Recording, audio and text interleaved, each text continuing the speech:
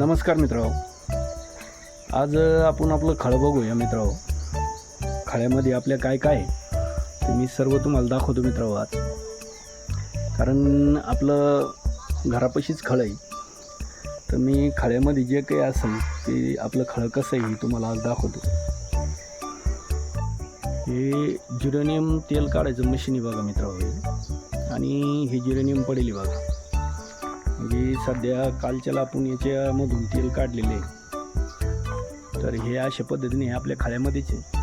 ती पाण्याची टाकी, कारण त्याला ते काढायच्या टायमाला की बाबा पाणीचं जे वाफ होती गरम, त्या वाफीमुळं त्या आतमधलं जे नळ्या असतात ते फुटू नये म्हणून आपण त्याला गार पाणीचे एक नळी त्याला सोडत असतो.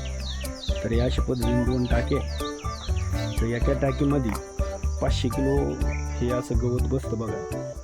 आणि याच्यापासून काय होते की आपल्याला तेल निघतं, आणि ते तेल 10 ते 12 हजार रुपये लिटरनं विकलं जातं मित्रांनो. हे त्याचं बॉयलर आहे. तर ह्या अशा पद्धतीनं आपल्या खळ्यामध्ये हे शेड आहे. तर हे आपलं खळं आहे, आणि खळ्यामध्ये जिरेनियमचा आपला प्लॅन्ट आहे. तर या अशा पद्धतीनं त्याचं आपण ते बनवत असतो तेलाचं. हे फॅन आहे त्याला हवा द्यायसाठी. हे बघा, आणि अशा पद्धतीनं आपलं खळं आहे. आता काही पाईप पडेल आहे शिल्लक खळ्यामध्ये. ट्रायलीमध्ये पण काही ड्रीपच्या नळ्या आहे ज्या शेतातून काढून आणलेले आहे. तर या अशा पद्धतीने इकडची साईडचं आपल्या मागच्या साईडचं खळं आहे मित्रांनो, आणि समोरचा भाग आहे आपल्या घरापासला. हे आपले जनावर आहे मित्रांनो. एक हायब्रिड गावडी आहे, ही तिची कारवड आहे, आणि ही गावरान गाय आहे बघा. आणि आपल्याकडं 35 ते 40 जनावर होते, पण ते आता आपण कमी केले. कारण काय होतं की त्यांना सांभाळायलाच कोणी नाही सध्या. म्हणजे गडीचं खूप परेशानी आहे, माणसं भेटत नाही. या 3 गावी ज्या गायी आहे त्या गावरान आहे, आणि गावरान गाईचं दूध, दही, तूप खायला बेस्ट लागतं, आणि शरीराला पण चांगलं आरोग्यदायक असतं. ही गावडी आपली जास्त लाडाची मित्रांनो. बघा, पहिलं झोप दिलं नाही ना. हे अशा पद्धतीनं आमची गावरान गाय, ही हायब्रिड गाय. हे इकडे हे अशी काही पत्र आहे जनावरांसाठीच होती पहिले, पण आता जनावरं कमी केल्यामुळं हे झालं आहे. आता हे आपलं खळं आहे मित्रांनो. इथं कांद्याचं शेड आहे, त्याच्यात कांदे.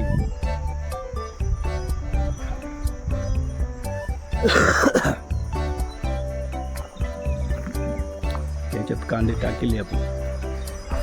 काय झालं की यावर्षी आपण दरवर्षी 2-2.5 चक्कर लावतो असतो, पण यावर्षी 1 चक्कर कांदा लावला. कारण त्याला काय भाव मिळत नाही, म्हणून आपण 1 एकर कांदा लावले. हे आपल्याला जनावरांसाठी काही बिमार झालं तर याच्यामध्ये घालून त्याला डॉक्टर आणून हे करता येतं. हे बी आपल्या खळ्यामध्येच आहे. हे बघा, हे अशा पद्धतीनं आपलं खळं आहे.